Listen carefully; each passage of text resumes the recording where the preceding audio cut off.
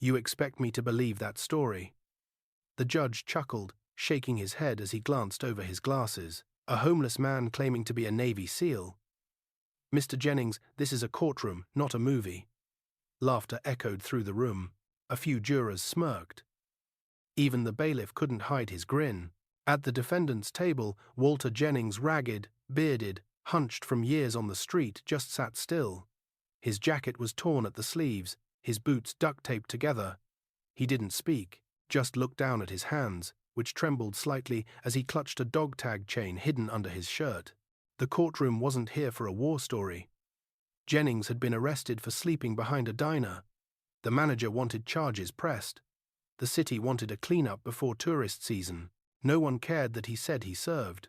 No one believed a man who smelled like trash and talked like a ghost. His public defender had tried. Your Honor, my client suffers from untreated PTSD. He's not dangerous, just broken. He deserves help, not jail. The judge sighed theatrically. Unless you've got medals to show me, I suggest we stick to the facts. Walter finally looked up. His voice was low, hoarse. 3rd Battalion, SEAL Team 4, Operation Red Sands. I was there. The judge blinked, then scoffed. And I was in Starfleet Command. More laughter. He banged his gavel. Enough fantasy. We'll reconvene after lunch and move to sentencing. As the room cleared, Walter remained seated, silent. His lawyer patted his shoulder awkwardly, then left.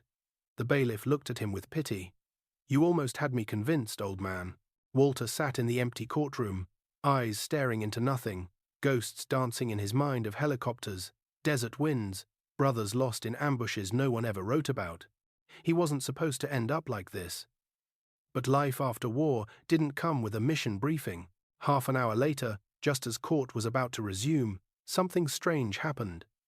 Footsteps, heavy, rhythmic, marching. The double doors burst open with a clang. Every head turned. Conversations stopped mid-sentence. 12 men walked in.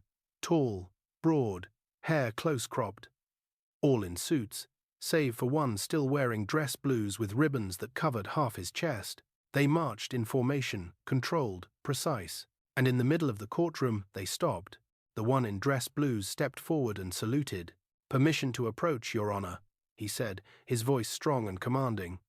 The judge, stunned, nodded slowly. Granted? The man turned. That man you just laughed at saved my life. He pointed to Walter Jennings. Another stepped forward. He pulled me out of a burning convoy outside Basra. A third. He took a bullet for me. Still has the scar. One by one, they spoke. Navy SEALs, Marines, Special Forces, brothers in arms, each with a story of Walter Jennings' courage, each with proof photos, commendations, service records. A gasp went through the courtroom. The judge's smirk vanished. The man in dress blues approached the bench. Walter Jennings isn't just a SEAL, he's a legend in our ranks. You laugh at him because you don't know what a real hero looks like after the war ends. He turned to the courtroom. You all forgot him.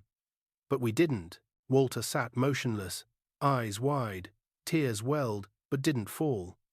One of the SEALs walked over, knelt beside him, and gently placed a freshly polished trident pin into his hand. Walter gripped it like a lifeline. The judge cleared his throat. Visibly shaken. I had no idea. That's the problem, said the SEAL. No one does. They see a drunk, a bum. They don't see the man who once stood between them and death. The judge looked down, ashamed. Charges dismissed. The gavel fell, but the silence remained. As the SEALs helped Walter to his feet, the entire courtroom stood, judges, lawyers, jurors, everyone. Not in judgment. In honor. He didn't walk out alone.